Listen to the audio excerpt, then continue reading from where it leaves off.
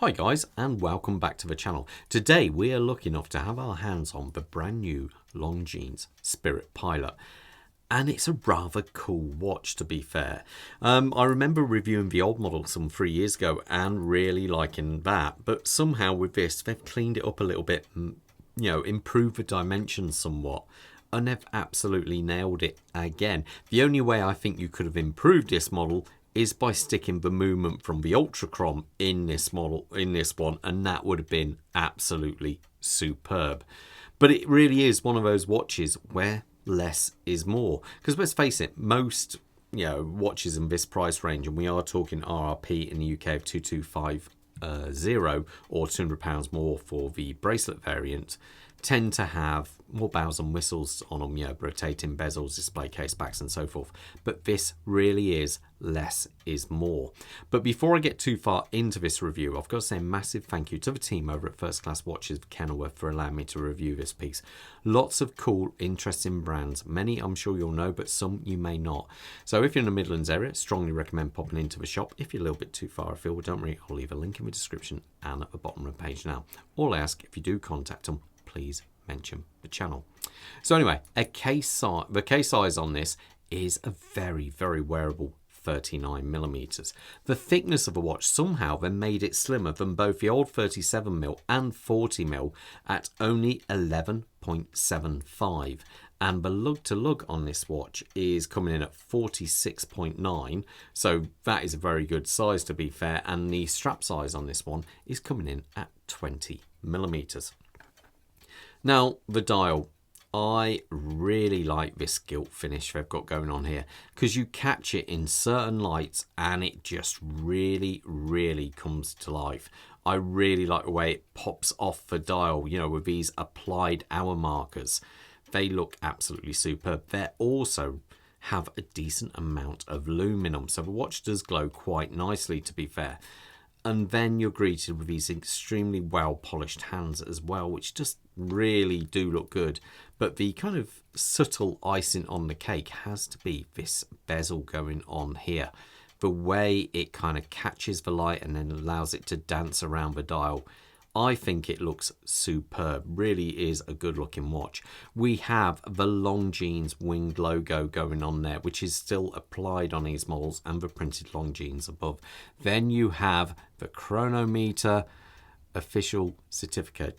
So this watch is also very, very accurate. I think it does look very good. The only way I think you could have possibly, and I'm being nitpicky here, improved it is maybe raise this chapter ring up a little bit more, or kind of reduce some of that shininess there, so you kind of think that this kind of distance looks slimmer.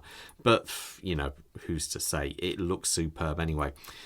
We do feature a domed sapphire crystal on there, which just looks like a water droplet on top of a watch, and it features both AR on the inside and outside, and that's why every so often you glance at a watch and that crystal just disappears. It really does look like you can just pick the hands off the dial, and I just think always does look good. The case on this watch, they've gone for this satinized finish, but then you have this beautiful, beautiful polished beveled edge going on there, as too with the fixed bezel where it's all polished. You have the radial brushwork going on top of the lugs there. But that polishing really is very, very impressive. I wouldn't like to have to refinish this case because it would just be a bit of a pain, but that looks very, very good. I do like that. And across here we have a big exposed crown, but it's kind of quite nice because of the swage on the inside. You can pull it out. This is a screw down crown though, sorry, I should say. So you can unscrew it and you hear it audibly pop, and then you can pull it out there, and we go straight to hand wind. So sorry, we've got hand wind there.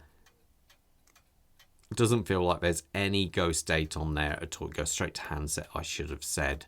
So no, that is, it's a joy to use. Maybe could have been a fraction more knurling on there, a little bit sharper, but to be fair, I am being extremely nitpicking on that.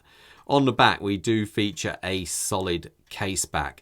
I don't know if they've thinned this down and the bezel a little bit to get that reduced thickness on there, but it does look good. This watch does feature 100 meters of water resistance to it. Now, underneath the hood there, they actually feature what they call the L888-4. The -4 variant is basically the silicone hairspring. Balance spring, I should really say. And what that helps is to reduce its the possibilities of it becoming magnetized. Now, some people I've been, have told me, oh, it's impossible to magnetize one of these because of a silicone balance spring. But that's a complete load of rubbish, because the simple fact is the rest of the watch movement is also metal and it can become magnetized. It's just the most vulnerable part is normally the balance spring. Now, I put this one on the time graph, and to be fair, it did a rather good job. I think it was coming in about 0.5 or 1 second. When I first put it on there, it was a little bit not quite as good, like I think it was +4, but that the amplitude was a bit lower, so it seems like it could be susceptible to a little bit of amplitude droppage on there. Might adjust it a little bit, but after all, this does feature a chronometer spec movement, so the accuracy should be between -4 and +6. So that not sound amazing, but if you imagine lots of watches, when you have them on the side here, they normally start losing time anyway and can be a lot more than -4. That can happen. But overall, I still think it is a heck of a good looking watch. Now, I have it on this kind of green strap here. It feels like a mixture of, I think it's like it feels almost like a sailcloth, but with a very, very supple form of it, almost like it's a rubber. And it just looks really good. I say I could have got it on the bracelet, but I've also got the flyback on there, which does have the bracelet on that one.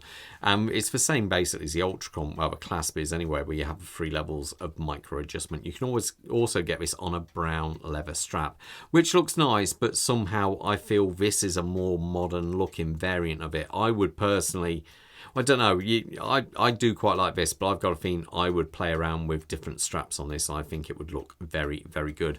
The clasp on here does have a nice chunky buckle, I should say, and I do like that. We have 2 keepers. One is fixed and one is floating. It is all signed on the back, and you have this very soft kind of silicone rubbery kind of feel to it. Is there any stretch? I think there is a tiny bit, but not much at all. We also have quick release spring bars on there. Let's put this on my wrist so you've got an idea how it looks. Zoom out here. Quick wrist check. I'm wearing the Rolex Batman there, which actually has a longer lug to lug than this, and no one really complains that they're too long. And as mentioned, Bob has that rather cool, get ready for it, let's do a reset on that, flyback chrono. Now, that should be quite interesting. I might even compare that to the Hanhart flyback I have. My wrist size is 7¼ inches. Works out to about 11.5 centimeters, give or take.